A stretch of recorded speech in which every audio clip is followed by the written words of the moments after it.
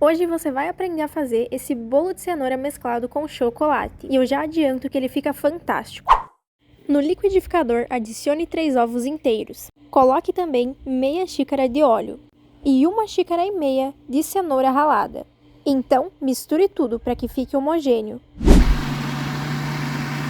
Adicione também 1 xícara de açúcar e misture tudo novamente para homogeneizar. Depois, transfira o conteúdo para uma tigela, onde iremos adicionar o trigo. No total, serão 1,5 xícaras. Vá colocando aos poucos enquanto vai mexendo. E para mexer, você pode utilizar a batedeira ou mexer à mão.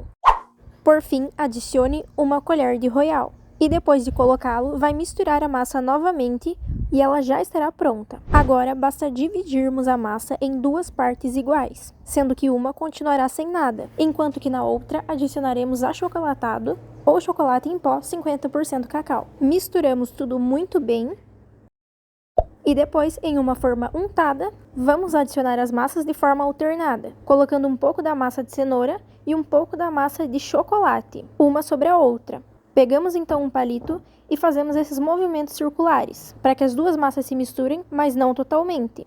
Depois, adicionamos o restante da massa de cenoura e também o restante da massa de chocolate e novamente misturamos com um palito. Isso fará com que o bolo fique mesclado. Levamos para o forno pré-aquecido a 180 graus, até dar o ponto do palito. Se você quiser, também pode fazer um brigadeiro para colocar na cobertura. Para isso, adicionamos uma caixinha de leite condensado em uma panela, junto com uma caixinha de creme de leite.